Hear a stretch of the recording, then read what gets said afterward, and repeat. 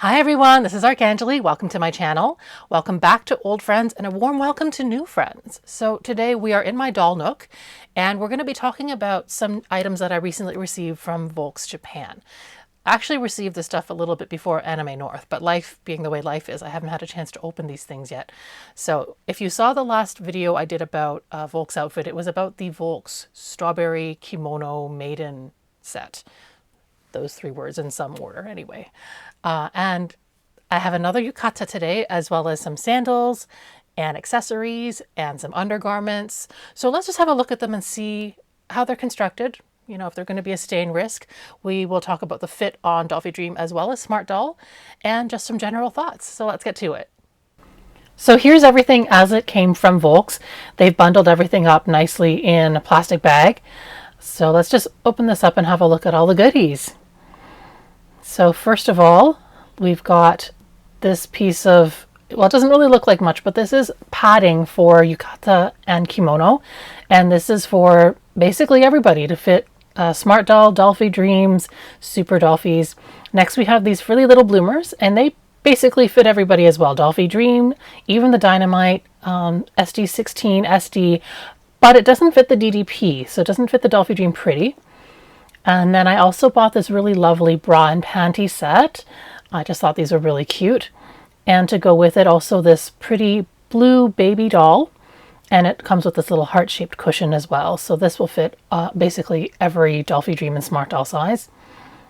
And next, I bought two sets of these Geta with the little handbag. So I bought, this is the mini Dollfie Dream size. And I also bought the Super Dollfie and Dollfie Dream size so that we can compare them and just see how they fit. And then finally I bought this lovely yukata. So this is the instructions for how to put it on, but let's just open it up now. So you probably remember I put Rin in this kimono a couple weeks ago. She's been wearing it ever since, and I'm a little worried that there might be stains. So obviously there's the red ribbons from the bonnet and the dark red inside the yukata. So let's undress her, put her in this yukata, and have a look.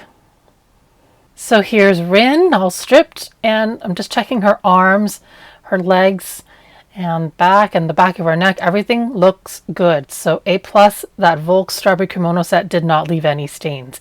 I'm quite relieved. So next, let's look at the directions for putting on this yukata. Again, this is another one of these free size yukata that will fit everybody. So if you need to pause here, you can do that if you need to look at the directions. It does recommend using a doll stand, so we will do that. But let's just open this up and have a look at the different components. So in this little bag, first off, there's the obi. And this is a very simple obi. This is just a straight one with a piece of Velcro at the back. So it's not very fiddly. There's nothing to tie with ribbons and strings. And this is the bow that just ties on. And this is a couple of the elastic cords. This is just to tie the yukata onto the doll. And here we have the hair ornament. So this is a pretty pink flower with some dangling pearls. It did get crushed a little bit, but you could steam this back into shape if you needed. And then next we have the cotton juban. This is just a simple undergarment to go underneath the yukata. And next we have the yukata itself. So this is a really pretty, it's like a chrysanthemum motif, or maybe a dahlia motif. But it's quite pretty, and I thought it was kind of summery and nice. It's just a simple cotton yukata. So let me just open this up so you can have a look on the inside. It's not lined, it's a single cotton yukata, and there's a little label inside that says Yoshio Dogan, which I guess is the designer of the yukata. So before we start with the yukata, let's actually have a look at the sets of the Geta I bought. So I've got the Smart Doll, or rather the Super Dollfie and the Mini Dollfie Dream sizes side by side. And if you compare them, actually, there's not a lot of difference. The Mini Dollfie Dream one doesn't look much smaller. However, the little handbags, the Super Dollfie size is a little bit bigger than the Mini Dollfie size. So let's put the Super Dollfie, which is also the Dollfie Dream size one, on a Dollfie Dream first, just to have a look at the sandal on her foot. So if I turn her foot, you can see the length is actually quite perfect, and this fits the Dollfie Dream really, really well.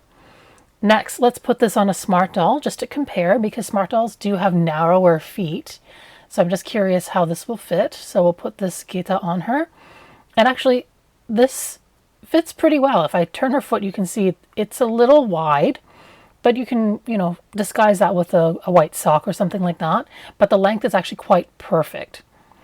Just to compare, let's put the mini Dollfie, or the MSD, the mini super Dollfie sized Geta on the Smart Doll. And this one actually looks pretty good. It still fits. There's a little bit of heel overhang, but traditionally that's not wrong. There's a little bit of stress on the elastic. It stretches a little bit more, but it actually looks pretty good. And just for one final point of comparison, I have little Ilya here. So this is a mini Dollfie Dream.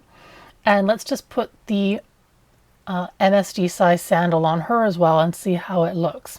Because mini Dollfie Dreams tend to have really small feet, so they don't always fit into MSD sized shoes because they tend to be a little too wide. So let's just put this Geta on her as well. And I'm sorry to say, it looks ridiculous. It's too long, it's too wide, and it just doesn't look good. So for your Dollfie Dreams and your Smart Dolls, stick with the 1/3 scale size, and stick with the mini Dollfie Dream, the MSD size for your mini Super Dollfies, but not your mini Dollfie Dreams. So I've got Rin with these non-skid shoes because the Geta are very slippery and made it very difficult. But let's put this jubon on her. So we'll just tie this off at the front. And you can see there's this hourglass shape that's not a very traditional kimono shape. So this is why I bought this padding. So we're just going to tie this padding around her waist. And then you'll see she's got a straighter silhouette. It's more traditional for yukata and kimono. And next we'll put the kimono or the yukata on her and just make sure you feed her hands through the holes properly. And then once you've got this on, do a little bit of adjusting to make sure it's sitting nicely. And you want the left panel over the right panel, always. And then just tie this off. Whether you tie it in the back or in the front, it really doesn't matter. We're just tying this to keep the yukata closed at this point. That's what this one's doing. So you can see the length, it's a little bit long, so we're going to adjust. So I'm going to pull it up at the top there and just check the length. So that's a good length. And next we're going to adjust. So we want to pull over that first elastic that we tied, and we're creating that pleat that you usually see on the kimono, or the yukata rather. So this is just a little bit of fidgeting and adjusting, a lot of fidgeting and a lot of adjusting, to be honest. If you need to put your fingers through the holes in the armpit to adjust, you can do that. And it's just a lot of pulling and adjusting until you get the pleat that there's a nice crease that you're happy with. And then with the second elastic cord, just tie that off. So you can see when I turn the doll, you can see what I've done with the front there. A little bit of adjusting, more adjusting.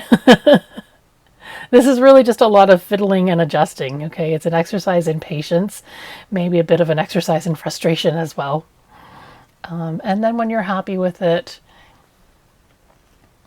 you can get the obi on. So here, yeah, that looks pretty good. So next, let's put the obi on. So this just goes over that second elastic cord to hide it, and you want that crease that we've been working on to stick out at the bottom a little bit. Now this looks funny, and that's because I put it on backwards. Good job, me. So we want the Velcro to be at the back. And now we've got that obi on. Looks nice and sharp. And a little bit of adjusting, make sure she looks good. And next, let's put the obi so that this black clip just slides in the back. Oops, let's stick that in again. And then bring the elastics to the front, pull them nice and tight. You want this actually to be extra tight so that it'll keep that bow in, and then just tuck that right into the obi there. And then she's all dressed. So next let's put Rin's wig back on and the little hair clip and give her that little handbag. And there we go. She's all dressed. And you can see the pattern on the yukata actually matches. So here's Mirai, my smart doll, and we're going to dress her up in this yukata, but in a different way. We're going to use safety pins. So first I'm going to lay her on the yukata. We're going to check the length, and you can see it's a little long. So while she's on top of it, I'm just going to give it a quick fold, and we'll work this fold across the width of the yukata, and then we're going to pin this fold with the little safety pins. So these are small safety pins, not the big type. And I'm going to work that fold across the entire width of the yukata, and then we'll pin it just one on each side. You could add a third on the back if you like, but the point is to pin really tightly so you're just catching a little bit so that it won't show on the other side. Now that I'm checking the length, it's too short and I've actually pinned it the wrong way. I've got the folding upwards instead of downwards. So I'm going to readjust that. Ah, goodness. Now, one thing I want to mention, this is a single layer cotton yukata, so when you take the safety pins out, it's not going to leave any permanent holes or any kind of permanent damage to the yukata. If you've got something that was really expensive or was a really ornate fabric or something that will show pinholes, like a shiny kind of a satin, then I don't recommend this method. I don't recommend using safety pins. In that case, go with the recommended way with the elastic strings because that won't leave any permanent damage. But if it's a cotton yukata and you don't plan on ever putting this garment on a different doll of a different height, then safety pins make everything so much easier. It's much less fiddly. So next we're just going to dress Mirai, and you can see that fold is already, you can see it's already there on the yukata. So I'm just going to tie it once with one of the elastics and do a little bit of adjusting, and then we can just put the obi right on top of it. It's a lot less fiddly with the safety pin method. So there's the obi, and here's Mirai wearing that same yukata. All right, so I ended up taking the yukata completely off of Mirai and dressing her again, this time with the elastic. So this was the first way that I was showing you, just because I just wasn't happy with the way the safety pins were sitting. It just didn't look right. But then it just felt like an exercise in frustration. I don't know if it's because the yukata is not made specifically for the size of the smart doll, or it's because this cotton is a flimsier fabric than the Strawberry Maiden one that I was dressing on Rin last time. It took a while.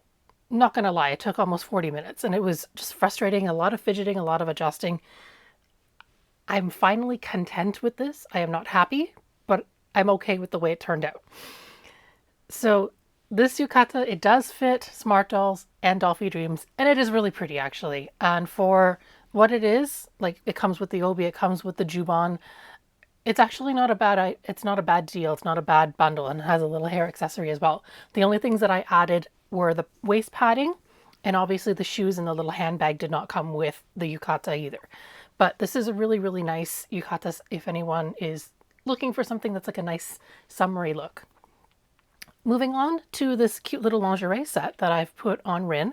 So this was 2 sets. It's a bra and panty set in, so this is the little panty underneath, and then the little baby doll with the white cushion, which is a separate item. In the Volks photos, the color matching was more similar than they are in real life. In real life, the bra and the baby doll are not quite the same blue. It doesn't bother me too much. It's still like, you know, the same general color family. But I think the overall effect is really cute.